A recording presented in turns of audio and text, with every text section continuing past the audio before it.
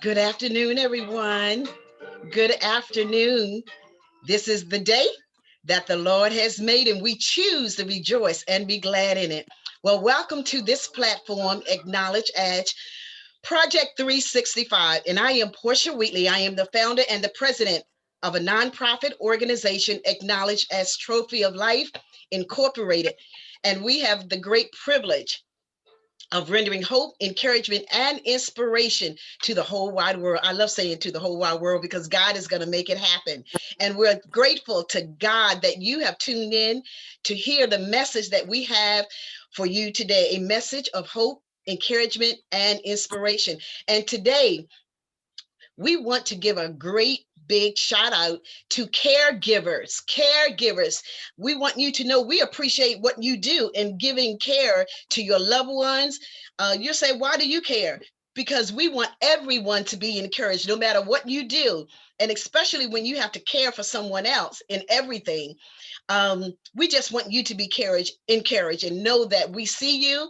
We love what you do and we pray for you. We definitely pray for you. Before we introduce our guests, we would love for you to go to our YouTube channel and subscribe. Comment, like, give us thumbs up, all of that so that we can, again, take this message around the world. And we have begun to do that, but we want to have more exposure. And those that we bring to this platform, we want them to be exposed as well with the message that they bring to Project 365. Well, today, my guest today is a good friend of mine, and we've been knowing each other for a few years. And I just love the love that she showed when she was taking care of her mother.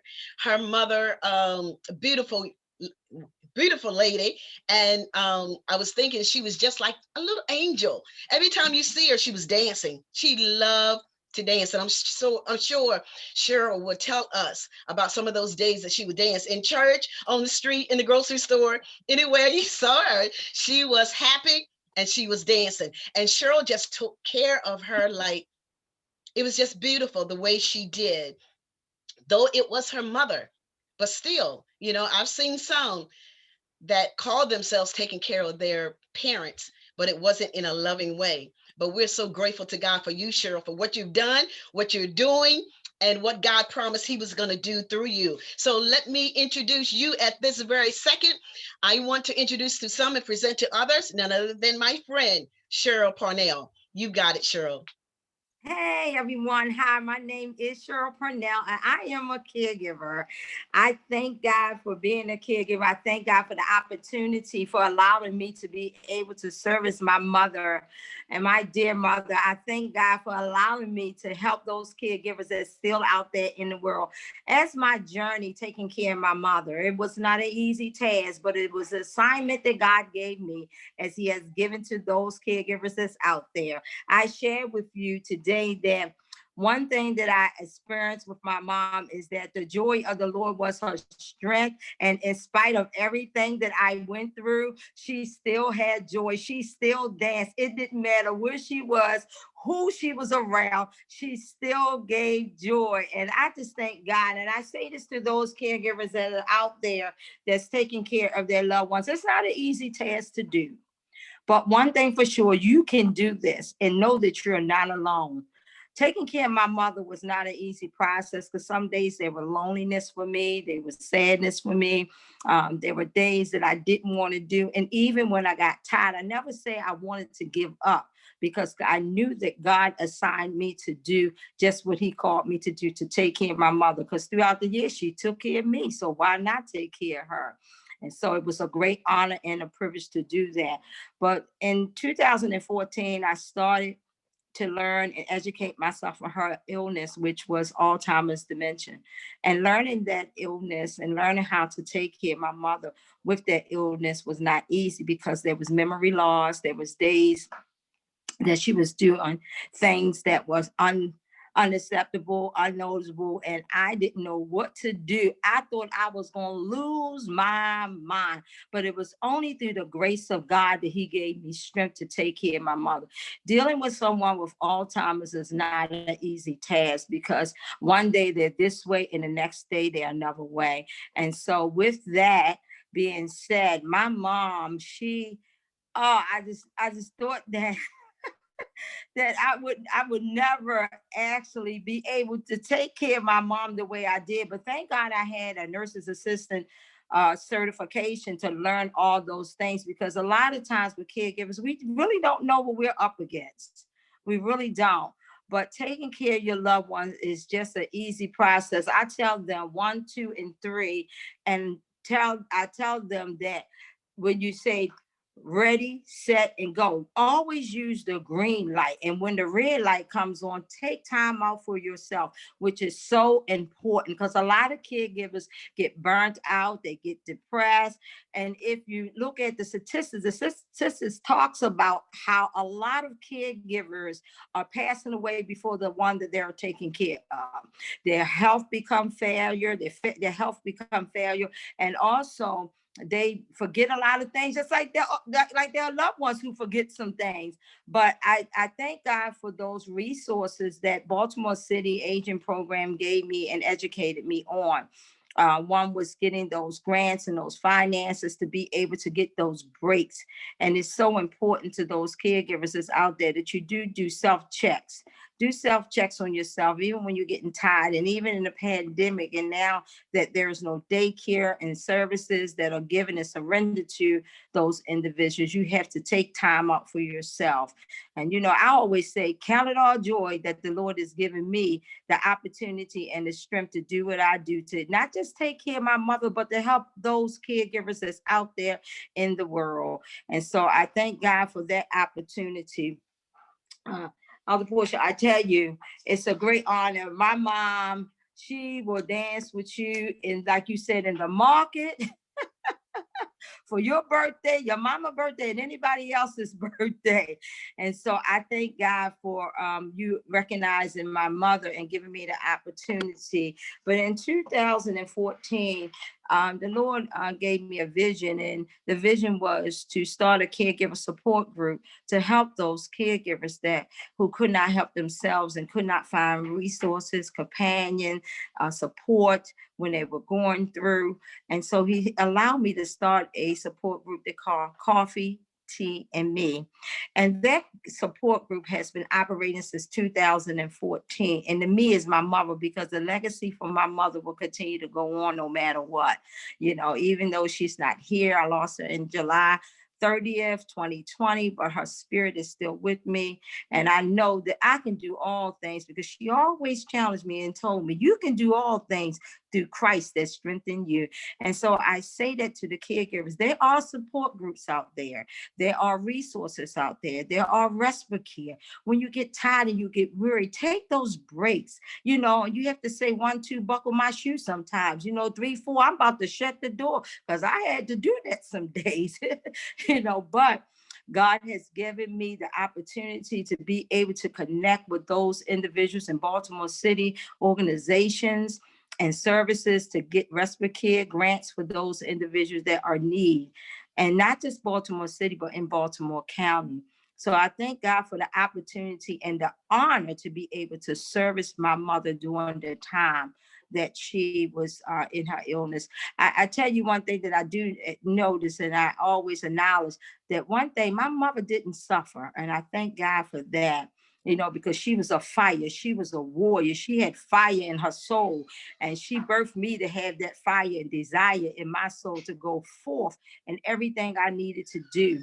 And so I'm here to share with you today that caregivers, know this: even in your hardship of being a caregiver, remain focused, stay strong, and know that you are a servant. Know that you are a soldier on the battlefield. Nothing won't lack. You won't lack for anything. And guess what? God will always provide. Always say this to individuals. Trust in the Lord with all thy heart. Lean not to your own understanding. Acknowledge him, and he will give you the strength in the weary days. He will give you the strength in the tired days, because there were days that I did get tired. Trust me, I got tired, because there's some of y'all out there know Queen Ella McCrae was a busy bug here.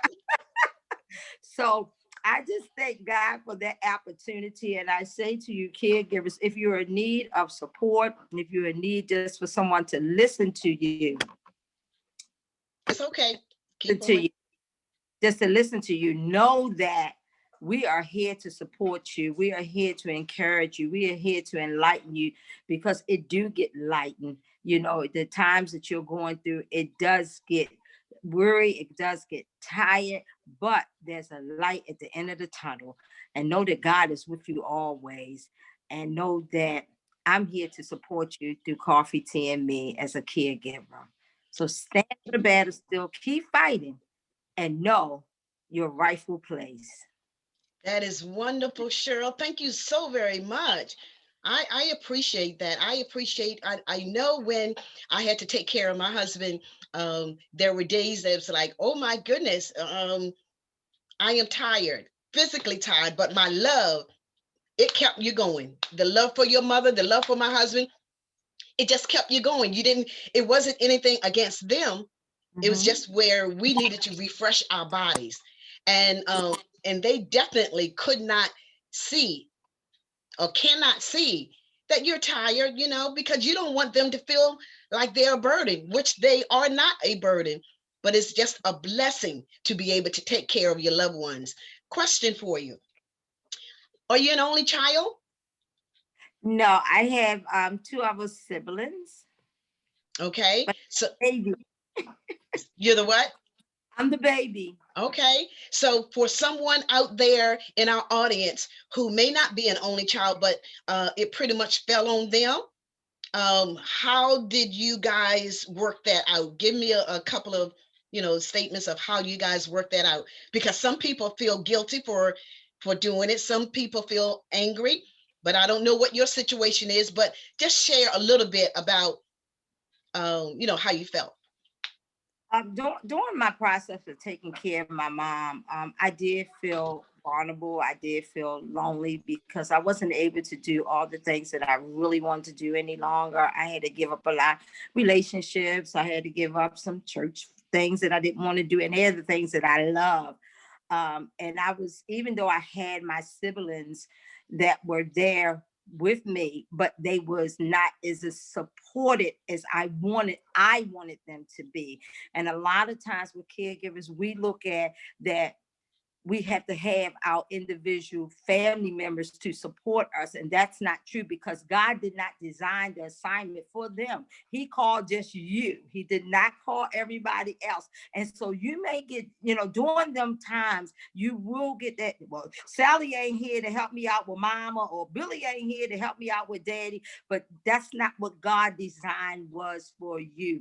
He designed you and only you. And so you have to take that and run with it. You have to get in those support groups, educate yourself, pray when you don't feel like doing it, seek the face of the Lord. There was many of days that I just wanted to scream, and I had to, but sometimes I went to the door, just let it all out. But I had to realize, God, you did not assign them to do that. You assigned me. And so I dealt with a lot of things. I dealt with some guilt. I felt guilty with them not helping me, but I knew at the end of the day that God decided me and called me to do the assignment. Wow, that is a great answer, a great answer, a great response. So that this is good for caregivers. This is wonderful. Another question for you. I know you have a son, Ernest. So what would you say to caregivers that have family members where you or the caregiver has to give so much time to that loved one? So how did you work that out? Share that with the audience. You know, my son Ernest, he even became a caregiver.